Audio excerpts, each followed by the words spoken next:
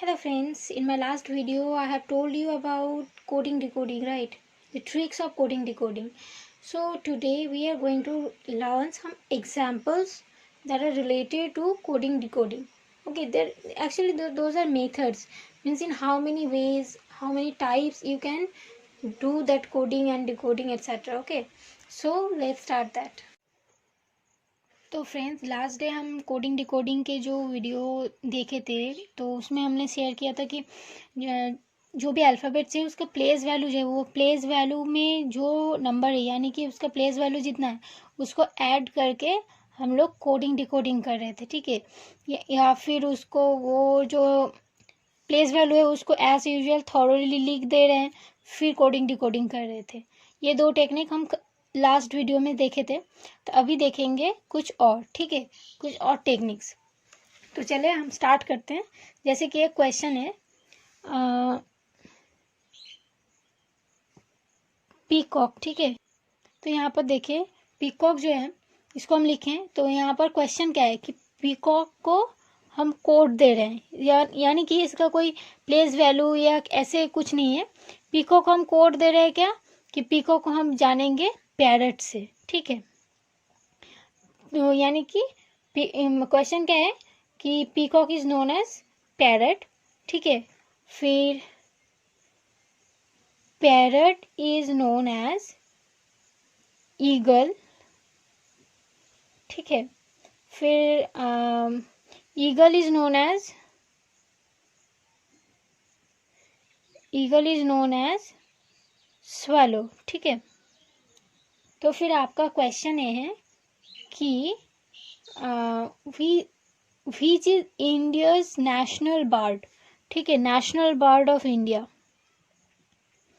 National bird of India, ठीक है। तो क्वेश्चन ये है कि which is the national bird of India, ये आपका क्वेश्चन है। तो हम क्या जानते हैं कि नेशनल बर्ड ऑफ इंडिया क्या है, पीकॉक है, ठीक है। लेकिन यहाँ पर देखिए पीकॉक को हम डायरेक्टली पीकॉक नहीं लिखे हैं, राइट। पीकॉक को हम कोड दिए हैं क्या कि peacock is known as parrot. उसी तरह यहाँ पर जैसे आपको क्वेश्चन पूछा गया है कि which is the national bird of India, तब हम ये नहीं बोलेंगे कि peacock is the national bird of India, तब हम क्या बोलेंगे, parrot. Parrot is the national bird of India. क्यों? क्योंकि पीकॉक जो है इसका कोड हमने पाया है शुरू में ही, peacock is coded as parrot. तो इसीलिए जब आपको पूछा जाएगा कि which is the national bird of India, तो आप इसको लिखेंगे कि parrot is the national bird of India, ठीक है। फिर देखिए ये पहला क्वेश्चन हो गया। फिर हम दूसरा क्वेश्चन देखते हैं। दूसरा क्वेश्चन क्या है कि कलर है, ठीक है। Green is known as red, ठीक है। फिर दिया है कि red is known as yellow. फिर है येलो है ब्लू, ब्लू मीन्स क्या है, ऑरेंज। फिर लास्ट है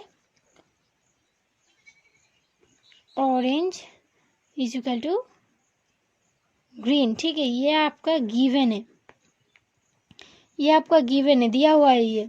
तो आपको सवाल क्या पूछा गया यहाँ पर, what is the colour of clear sky, colour of clear sky, ठीक है, ये आपको पूछा गया। तो आप यहाँ पर क्या बोलेंगे, what is the colour of clear sky. Clear sky यानी कि अगर आसमान साफ हो तो उसका कलर क्या होता है, ब्लू होता है, नीला रंग होता है। तो हम यहाँ पर इसका आंसर हमको मिल गया कि ये ब्लू होता है। लेकिन देखिए हम यहाँ पर ब्लू नहीं लिख सकते क्योंकि हमको पता है कि येलो मीन्स है ब्लू, यानी अगर आप इसको ब्लू लिखेंगे तो ये ब्लू मीन करेगा येलो को, राइट। तो इसीलिए हम यहाँ पर क्या लिखेंगे, यहाँ पर ब्लू नहीं लिखेंगे, यहाँ पर हम लिखेंगे, यहाँ पर देखिए लिखा है कि blue is known as orange. तो यहाँ पर ब्लू, अगर blue is equal to orange है तो हम लोग क्या लिखेंगे, ब्लू के जगह पर लिखेंगे ऑरेंज, ठीक है। तो अगर फिर कोई आंसर क्या होगा इसका कि what is the colour of clear sky, तो इसका आंसर होगा colour of clear sky orange, ठीक है। यानी कि इसका मतलब ये जो कलर दिया हुआ है इसका कोड इस साइड में दिया हुआ है, राइट साइड में, ठीक है। तो राइट साइड में इसका जो कोड दिया हुआ है हम यहाँ पर आंसर में वो कोड लिखेंगे, ना कि आंसर में वो कलर लिखेंगे जो लेफ्ट साइड में है, ठीक है। तो अगर फिर थर्ड देखेंगे, थर्ड क्या होगा कि सब आपको क्वेश्चन दिया हुआ है कि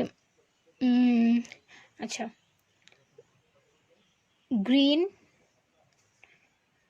इज इक्वल टू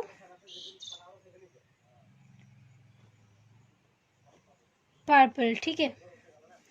फिर है येलो इक्वल टू, मतलब ग्रीन मतलब क्या है, पर्पल हो गया। येलो का मीनिंग क्या है, येलो, सॉरी स्पेलिंग मिस्टेक हो गया था। येलो इज इक्वल टू हो गया आपका ग्रीन, ठीक है। पर्पल हो गया आपका ब्लू, ब्लू हो गया आपका रेड, और रेड हो गया आपका येलो, ठीक है। तो आपको ये मतलब क्वेश्चन दिया हुआ है कि green means purple, yellow means green, purple means blue, blue means red, red means yellow, ये दिया हुआ है, ठीक है।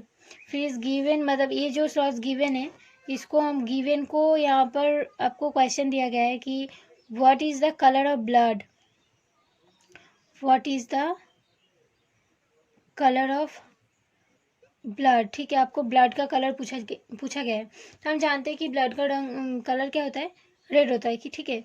अब ब्लड के पहले हम लिख देते हैं ह्यूमन ब्लड, ठीक है। तो हम जानते हैं कि ब्लड का कलर क्या होता है, रेड होता है। तो यहाँ पर देखिए, ब्लू मीन्स रेड है, रेड मीन्स येलो है, तो यहाँ पर हम क्या लेंगे, रेड मीन्स येलो, क्योंकि ब्लड का कलर क्या है, ये जो है ग्रीन, येलो, पर्पल, ये सारे कलर्स जो यहाँ पर लिखा है लेफ्ट साइड में, ये ओरिजिनल कलर्स है, और इसको हम कोड दे रहे हैं। ये मतलब लेफ्ट साइड वाला ओरिजिनल कलर है और राइट साइड वाला कोड है, ठीक है। तो यहाँ पर देखिए, green, yellow, purple, blue, red, ये तो सारे हो गए लेफ्ट साइड वाले, और लेफ्ट साइड वाले ओरिजिनल कलर है, ये हमने आपको अभी बताया। तो ये राइट साइड वाले ओरिजिनल नहीं है, ये बस लेफ्ट साइड का कोड है। तो जब हम इसका आंसर निकालेंगे तो इसका आंसर हम लेंगे इसी साइड से, ठीक है।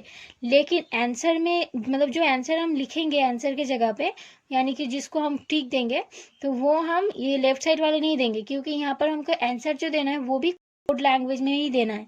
तो यहाँ पर देखिए, what is the colour of human blood, human blood का कलर होता है रेड।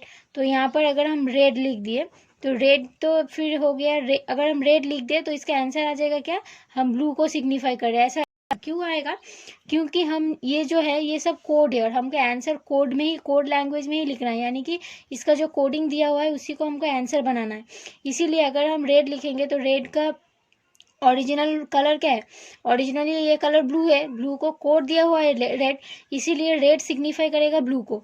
इसीलिए हम क्या करेंगे कि what is the colour of human blood जब पूछा गया तो हम लिखेंगे ये वाला रेड, ठीक है।